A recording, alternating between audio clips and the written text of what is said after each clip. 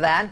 You bet. Well, will the Supreme Court finally put an end to the EPA's overreach? Here to weigh in, Guy Benson, a senior political editor for Townhall and a Fox News contributor. Guy, always so good to have you on the show. Great to be here. Let's set aside cost-benefit for just a second.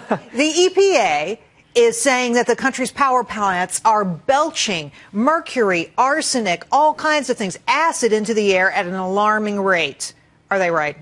Well, look, I'm not an expert, and they would hold themselves out as experts on that question. I think most Americans would agree we want the air that we breathe to be clean.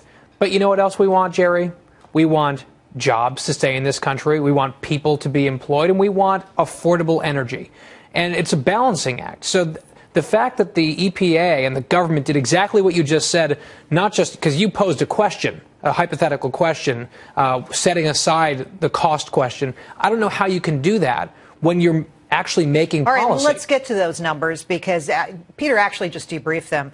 But, you know, when you see a $9.6 billion cost and the EPA's estimates of the range of benefits are massive, it could be anywhere from $4 million to $90 billion. Yeah, come on. And I got to tell you, I don't trust these numbers. That's such a broad range. But what is true is that this is going to cost businesses and therefore consumers billions upon billions of dollars. But let's dig into this for just a second, because they're saying like something like a prevention of 11,000 deaths. Really? Do you know that? How do you figure that out? What kind of math have you done? You just come in, you lay these numbers in front of a judge, and you hope he believes it. And you tell the public, well, are you for death?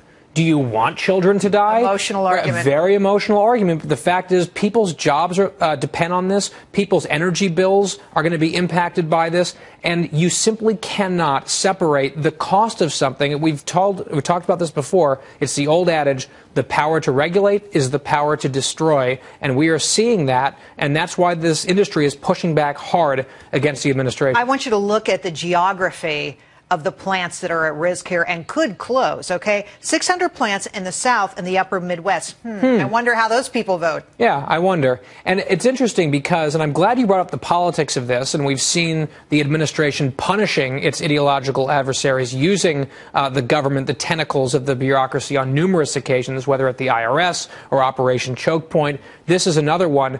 The American people, the Republican Party has campaigned hard against the war on coal and the war on energy across the South in particular and the Midwest, and they've won. The voters have spoken, and what has the administration done? As they so often do, they have said, screw that, forget Congress. We're going to do what we want. We're going to do what we want, and let's see who can stop us, and the only answer might be the courts. Mitch McConnell is on a campaign to stop all that, and coal miner's granddaughter that I am, I like hearing him talk.